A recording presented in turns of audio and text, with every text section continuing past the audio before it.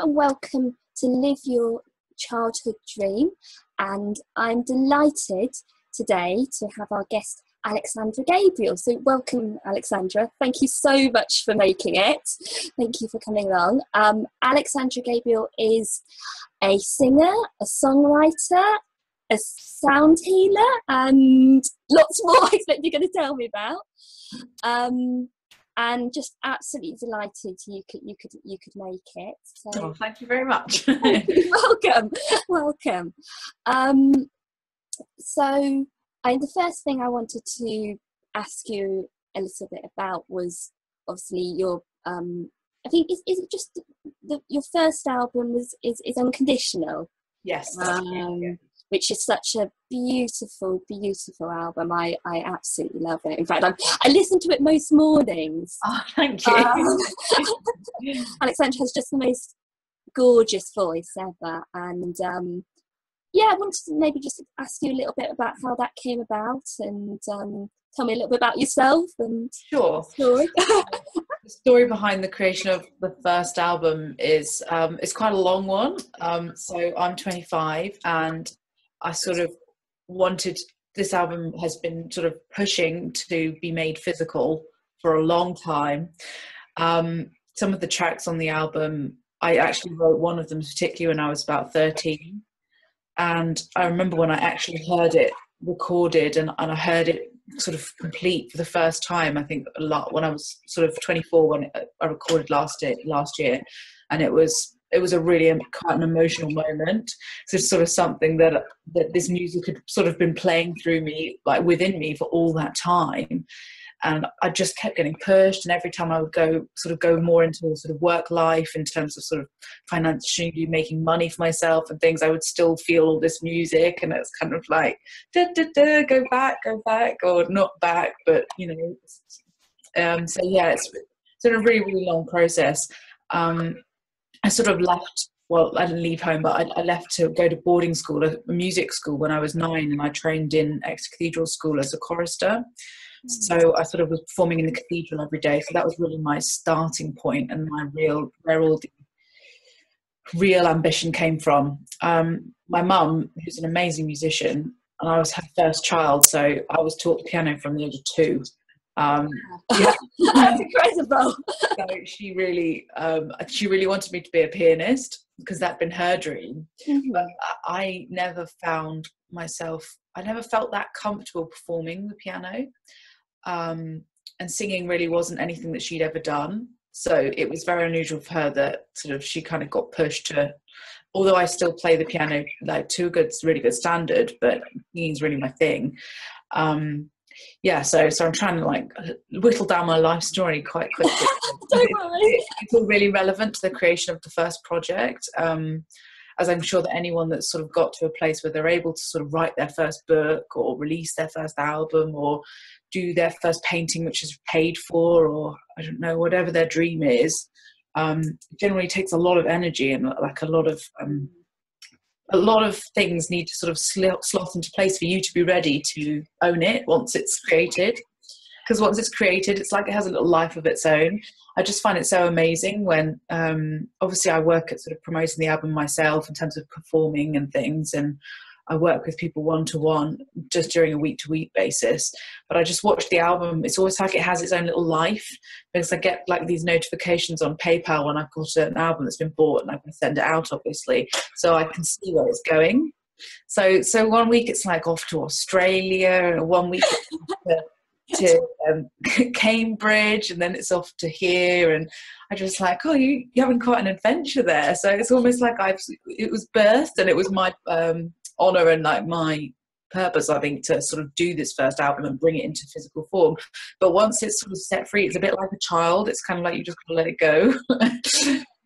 But still obviously take responsibility for what's happening with it. So yeah, really amazing process. Obviously studied music my whole life. I went and did a degree at the Royal Northern College of Music in opera, and that was a 4-year opera course, and I finished it, and I was sat there and I kind of got this degree and I did really well in my performances and stuff, and I was like, I don't really like opera. I don't know what I'm doing here. But the singing training was obviously amazing, and deciding or realizing that that really wasn't, although that's where I'd sort of pushed my whole energy towards up to that point when I was sort of 22 and I finished uni.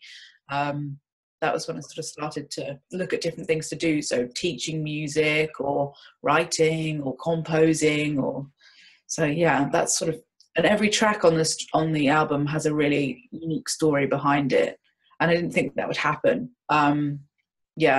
Just a particular. I mean, I love Gaia. I think it's just the most. That's. I mean, obviously, you say like everyone's got a story behind it. Do you have or particularly? I'd love to know the story behind Gaia. If that sure. So Gaia, I suppose, is the most, I would describe it as the most mainstream of the tracks on the album in terms of its sound. Okay. Not that that's a positive or a negative thing, that's just, how I would describe it. So it's sort of more at the length that, your average pop song you listen to on the radio, or sort of got that sort of sound well to it. So, but the lyrics are quite interesting. So what happened was I was actually brought up in Devon on a farm, and I had 6 younger brothers. I used to spend hours and hours outside all the time, up in trees, climbing trees. I loved being up in trees, and I would sit and sing little songs up in the trees to the trees. Wonderful. I love it. Yes.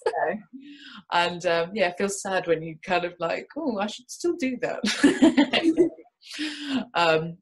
So Gaia, when I went to university in Manchester to study at Royal Northern, I was living then suddenly in this sort of metropolis, this huge city, and I was sort of in the city centre, and it was a very sort of deprived area at the time where I was living, and I was very much sort of in concrete jungle.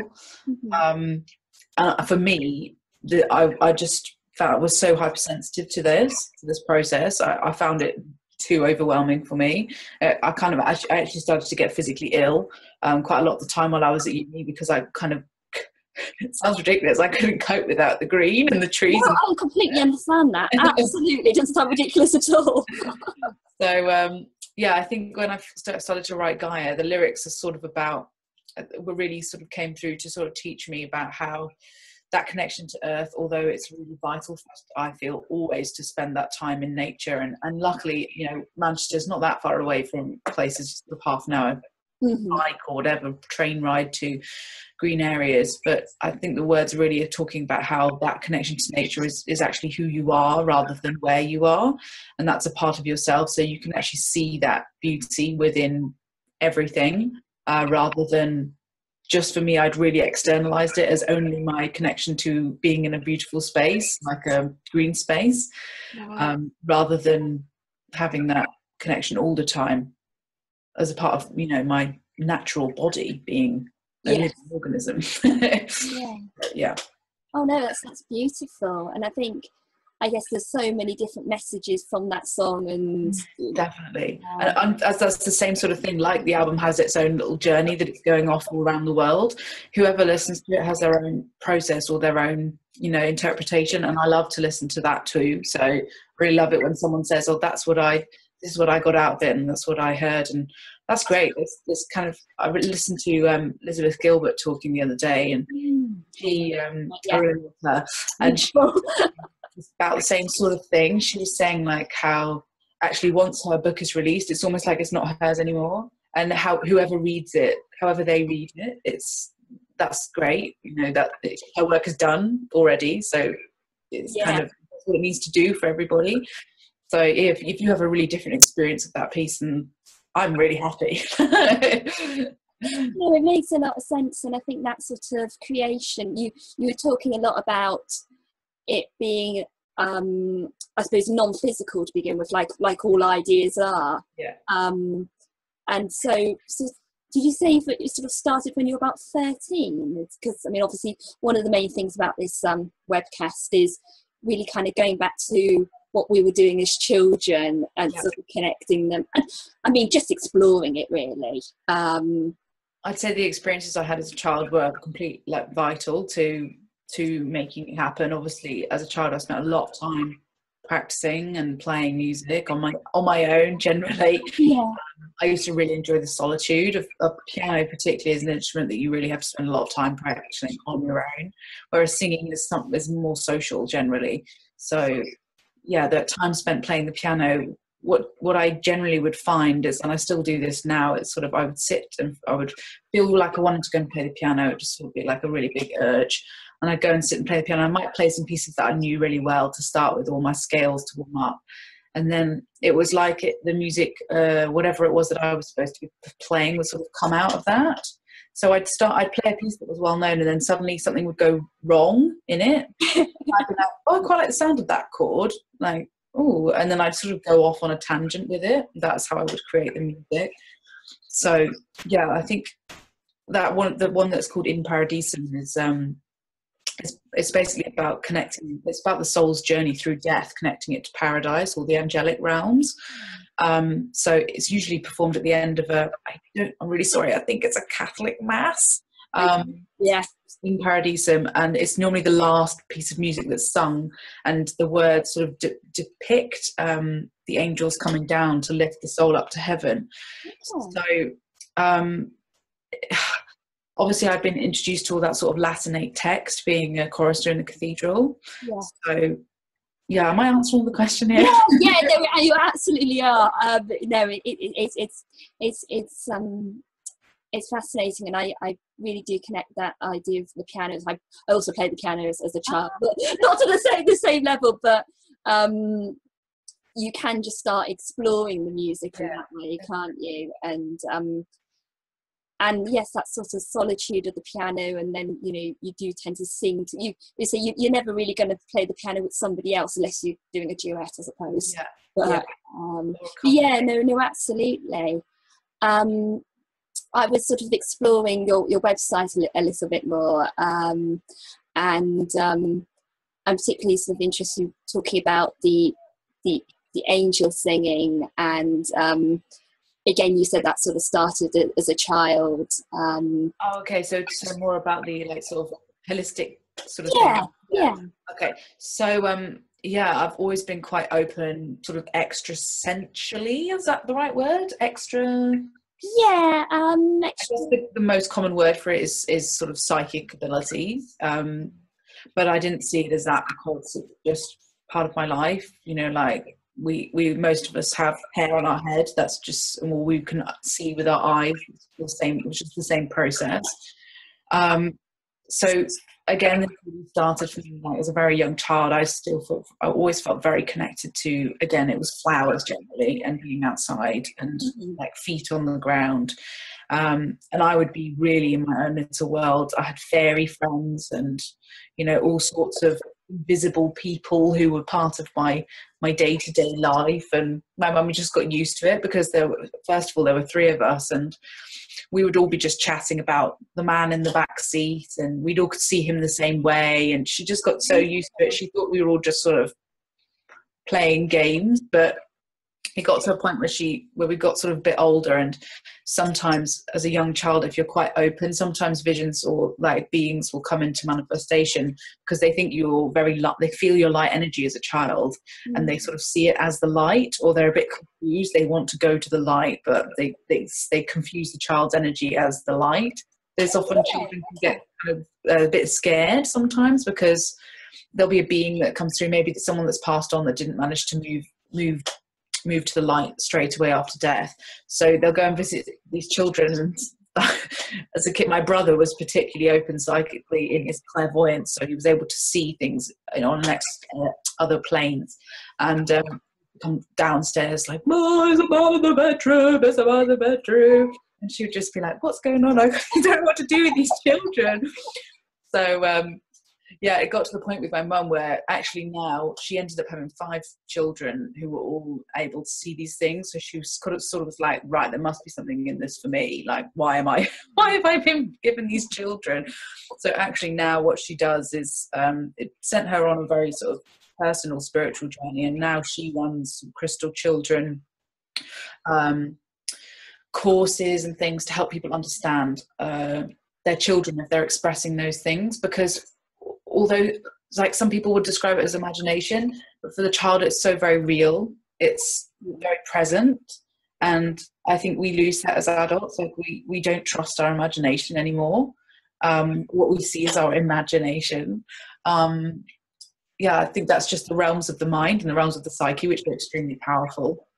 And if you lose that connection to that part of yourself who's able to express that and explore those places that are so amazing within your mind or within your dream world or wherever, then I think you can get quite shut down and quite sort of stuck in yourself. So yeah, that sort of connection to the angelic realms really sort of, I think, strongly came in when I started singing in choirs in the cathedral. I found that a very, very powerful, magical experience. I used to absolutely love it. I was always ready to go. I couldn't wait to kind of sing and perform in the choir. The sound was just, I don't know if you've listened to a cathedral choir in a cathedral, but in this country we're very lucky. Yeah, we're very lucky that there's amazing choral tradition, and the children are given very amazing training from such a young age. And I think the limitations for cathedral choristers are sort of taken away in a sense, because they're just expected to perform like adults daily. Okay. So it's not that your childhood is taken away, it's not that it's a negative thing, but actually you're given more of a sense of responsibility from a young age, or you're kind of taught that how to perform, and they sort of trust you. Actually, it gives you self-worth around your musical gift, because it's honoured almost by the people who come to listen. So yeah, that would be the sort of sounds or the experiences. Evensong was my favourite service to do. It's getting really bright in here. You're getting brighter and brighter. It's beautiful sunshine out there, isn't it? So. Which was Evensong was my favourite service to perform, which is sort of generally next to where I was a chorister, is sort of like 5:30ish. And it's sort of very quiet and still, and it's a very big sung service. So that was sort of when I would start to feel that angelic presence with the sound of the music. They would sort of, it's like when people come together in choirs like that and they're really attuned to one another, it's like creates like a unifying sound field. And it's just very moving to be a part of, but also to sort of listen to. I think it really sends people straight into the heart and really touches the I don't know, the other parts of ourselves that maybe aren't expressed on a daily basis. And I suppose when you've got that in a holy building like a church or cathedral or a temple or wherever, it's that level on top of that again, isn't it? So you've got the sound vibration, and you've got the high frequencies, and then you've got the actual building and the expectation and the ritual and all those sort of things. So that must have been really, really incredible. Yeah, gosh, yes, I think your light is shining. Sunshine. Yeah, it's just me, I'm illuminating. So I used to feel really safe in the cathedral. So we'd have to go in there at night time when it was dark and there would be no lights on. It would just be, sometimes it was even candlelit for special occasions. And I wouldn't feel afraid at all. And I was a child who was very afraid of the dark because of all these things that would suddenly start moving and coming out to say hello in the dark. I was like, I don't want to talk to you all. But in the cathedral, it could be really pitch black and like no one around, and I would feel really safe. I felt very safe there. So it was a really nice place. And do you think, sort of going back a little bit in the story, but you're saying that you grew up with 5 siblings altogether, so four siblings? I've got 6 brothers. So right, okay. Wow. I'm one of 7, but it's very complicated because some of them are a step and some of them are half. But I count them all as my brothers. Because absolutely the same. So there's 6 younger boys than me. Yeah. Oh wow! And so they've all got the same sort of sensitivity. So I guess you were all talking about it. Whereas I'm just thinking, like, if you're an only child and you don't have anybody to talk about or about that, I suppose it sort of fades away, doesn't it? Or, Yeah, or you I think you doubt yourself a little bit. if you're quite isolated in that process, it can be very difficult, or if you don't feel like you can talk to your parents. But I think sometimes, I've got a friend who was an only child, and he was extremely gifted clairvoyantly as a young child, and he was able to express that to his mother, who was very sensitive and gentle herself. So although she didn't have that same gift, I think you can feel the purity of the children. They're not lying, like you just feel it. I've got some amazing pupils who come to me sort of to learn music. And some of the things they come out with, it's just amazing. I saw a griffin in my garden the other day, and by the time I got my mum there, it had flown away. Oh, wow. It's like awesome. So yeah, it's really nice that they feel that they're able to express that to me. So hopefully, if there are children who are isolated, they've got some sort of person they're in contact with that they can feel supported by. And they, yes, I think it's all right. I think although it would be lovely that every child could feel they could continue to express that part of themselves. I think it's quite like most things. I don't like these coined phrases, but it is a divine setup. If they're supposed to sort of shut down and then reawaken at a later point, then that's also was, I feel personally, I really strongly believe that things are always, perfect or as they're meant to be. Yeah, no, absolutely. It's whatever. Well, as you say, it might be some people's beliefs. It's what our path is, isn't it? Yeah. And sometimes it does need to, to be reconnected with later on, or. But I love the fact that you've got little children coming to you. I suppose they can probably sense something without even knowing it, but you're a safe person to talk to about the griffin in the garden or wherever. The thing is, the children, I don't think parents really notice it, but these children are so powerful that they actually really generally choose their teachers. The parent rings me, but I've always it's almost like already the child is connected with me on some other level already. Before I've even met any of them, so I can sort of feel their energy before they start to come to work with me. So it's like the child sort of chooses the teacher, and then they sort of guide their parents. Yes. Just sort of think that they've just come out the blue with them, so they've sort of, and sometimes maybe that is the case. But yeah, generally, I'm very lucky that most of the children I work with are very in their heart and very connected, and have very supportive parents. I think I experienced when I lived in a sort of poorer area in Manchester, that was sort of not as much the case. It was a bit different, but different energies there, very different.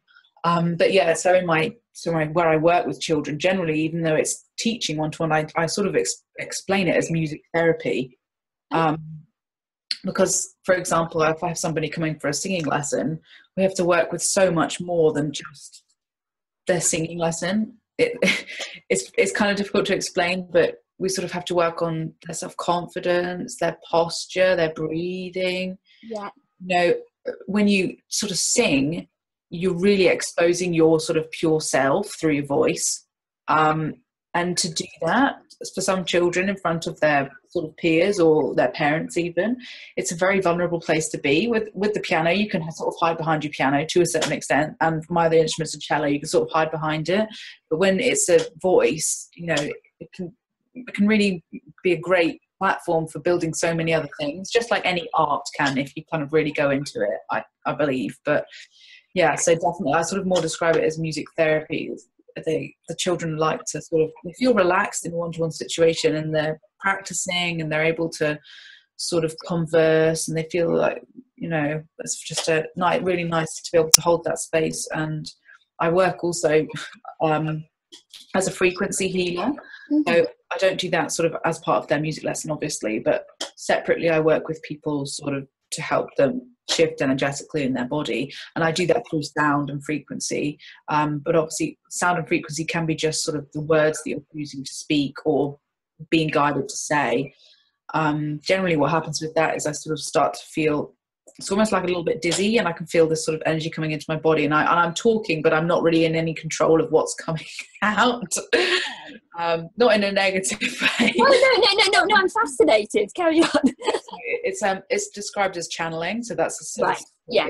That's what I would do when I write music as well. Is usually I hear I start to hear sort of these voices, not sort of music, I mean like angelic voices like music. I'll start to hear it inside my head.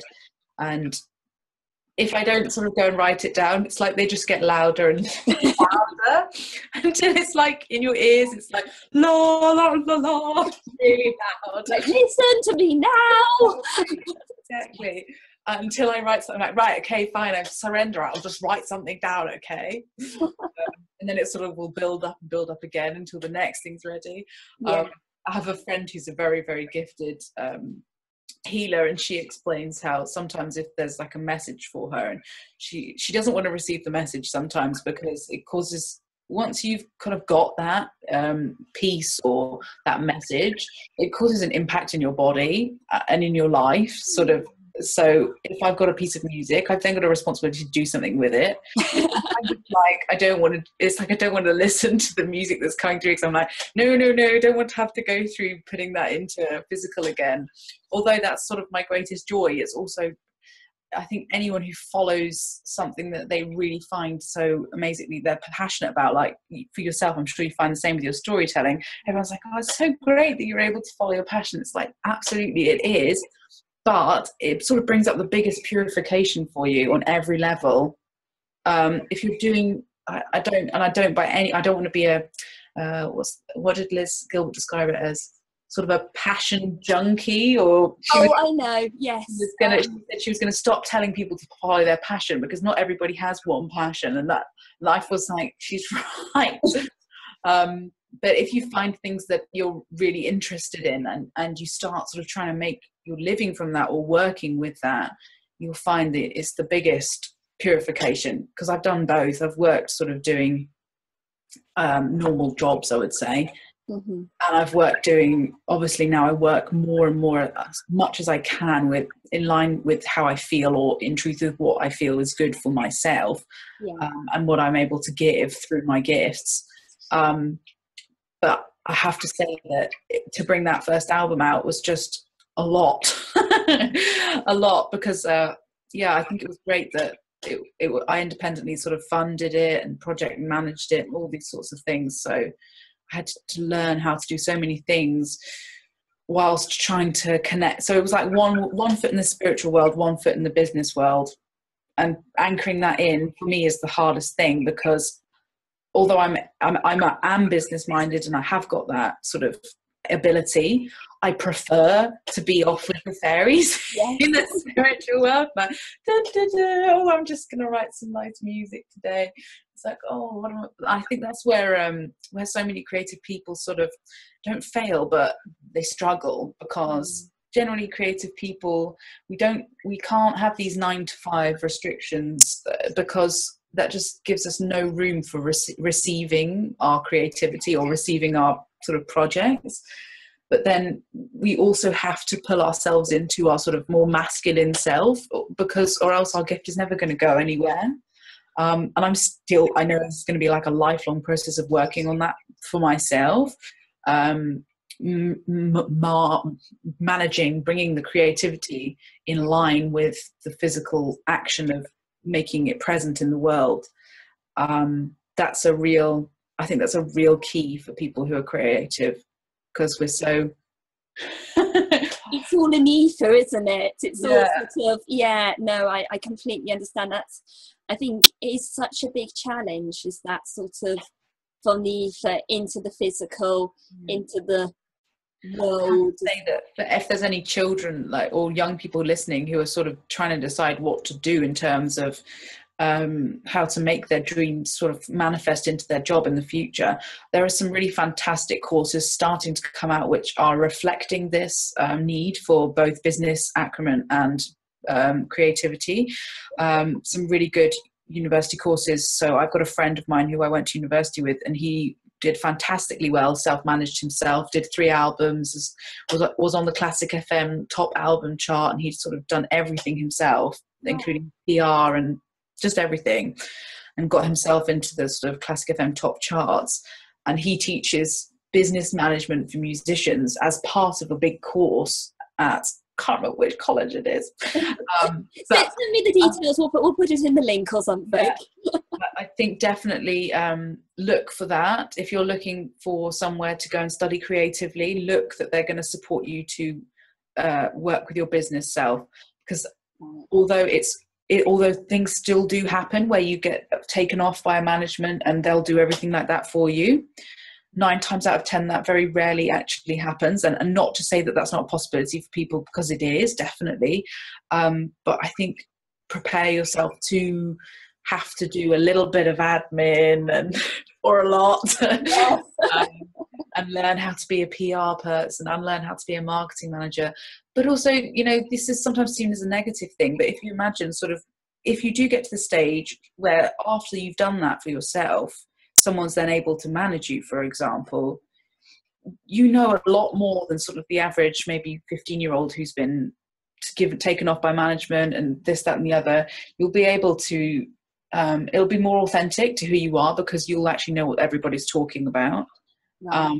Yes. Be able to stay within authenticity. It was Lady Gaga recently took a break from music because it got to the stage she was expressing quite amazingly, where she didn't know who she was, because she was just being forced to kind of do this day signing this and this day doing this photo, and she said she didn't know who that person was, so she was going to just stop doing things and actually weren't authentic to how she felt about her music things. So I'm not really sure why that came out, but maybe there'll be someone who listens who needs to hear that. I think that's really useful, and I think it doesn't only apply to young people as such, to even anybody who's in that who is being creative, who's trying to do it. Well, I sometimes loathe to say a business, because I know it is a business, but it's when you're following your calling or whatever you call it, isn't it? I did a really amazing course last year with I've got a spiritual teacher who I've worked with since I was 15, and she's just fantastic, and she was someone my mum sort of sought out for us because she didn't know what to do to help us all. And she did a course last year which was called Divine Business. So I think that's what she sort of describes it as, your divine business. It's like bringing your purpose into obviously your work. And I think Dave Hampton interviewed someone interesting the other day on Marlow FM's What's Next show, and he'd written a book about making your authentic self your business. And I think I just think the way that things are going within the world, that this is just going to become more and more. There's going to become more and more people who actually can't do those 9 to 5 things. They just can't do it. And I think we're going to have more, and I look forward to it, more independent people. So you have like 10 different people that you go to for different things during the week, rather than sort of one conglomerate or one big body of business. So yeah, I think that's a really exciting thing that will come out of all the sort of global shifts that are happening at the moment, from my perspective. No, that's great. I think it's really, really important. Okay, so I mean that's wonderful. So I guess the last thing really is to say, thank you so much for agreeing to be interviewed, and for all your wisdom and everything. And what are sort of the best places for people to reach you? My website's the best place for people to reach me, because they can have a listen to my music, and then if they're interested in sort of anything else, there's my other website which is linked, so they're sort of sisters to each other. So my first website is alexandragabriel.co.uk, and then if you're interested in sort of alternative healings or chatting to me about that sort of thing, it's ascendthroughsound.com. So they're both linked to each other. So if you go on to Alexandra Gabriel, and you'll see the big logo for Ascend Through Sound if you fancy having a little look at sort of concerts and all that sort of stuff. Brilliant, thank you. That's lovely, and I'll pop the details, will be at the bottom of the video. So anyway, thank you so much. Thank you so much. And we'll speak again soon. All right, and thank you. Bye. Bye.